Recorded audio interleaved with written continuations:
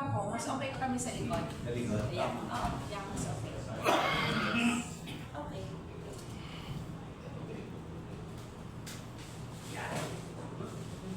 Good morning again, ladies and gentlemen. Welcome to the second and final part of today's Philippine Sports Writers Association Sports Forum. And this morning, this final session natin, we will talk about a very unique running activity to be organized by One of a Kind Asia. I'm running along of Manila Standard. Good morning, partner. Good morning, partner Randy. Good morning, Philippine Sports Writers Association. We are on our second part for today. We are on a live streaming sa pamamagitan po ng PSA Facebook page. Likewise, on a delayed basis sa ating sports radio, 918 kHz, Judith Karingal po.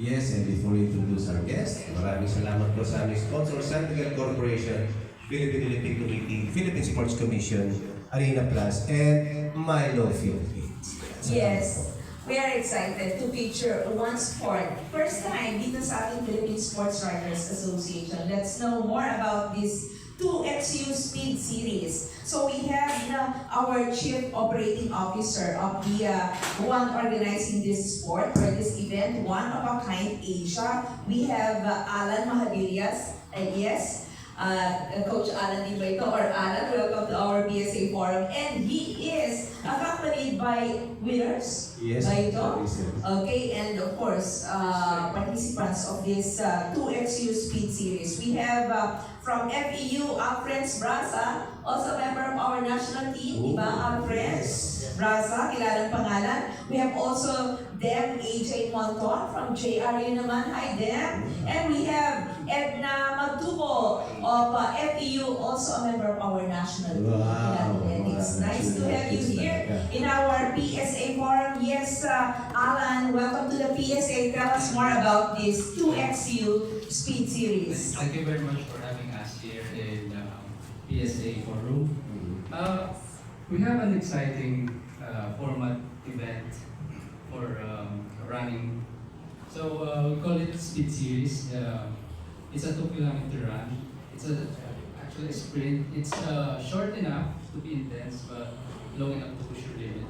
So these are the proof of our event. You guys besides me.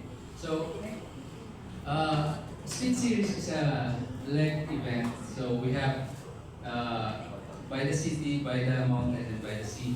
So we included by the city. It's a launch. So we are fortunate that all the winners are coming from the national team. So we are really proud that Ito yung first leg.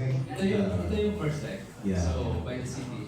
So it's really unique because we wanna focus on performance rather than long distance run. So it's purely performance, and it's an opportunity, also a platform for the athletes to shine. So it's really intense that these guys are the proof. They can share their experience in the run. So we are excited to launch this Speed Series. It's powered by 2XU. It's a performance brand, so that's why we come up with the event that is performance based also. So, yung nangyari last weekend sa Makati yun. Eh, kailan yung susunod na mga second and third leg? The next leg will be on July 26 in Baguio. So it's also a unique concept because in Baguio we'll have 21 kilometer, but we'll have a relay 2 kilometer each. So it's Puro sprint yun. Puro sprint. So the participants are group, a team. They will divide the 21K into like 2 kilometers each. And then yung next and final leg. Final leg will be in September in Boracay. The date will be announced, but it's in September. Wala pa date. Wala pa in September. Well, sa Boracay, it will be 10 kilometers, 8 to 10. 8 to 10. Then ano rin, relay pa rin as well. For 2 kilometers. So, isang team, ilan ang lalaro? So, pag 21 kilometers, 10. 10. And then per group, how many per group? Ang relay. How many per team? How many athlete per group? Well, 10. 10. Kasi two. Okay. And then tatakbo sila every 2 kilometers palitan?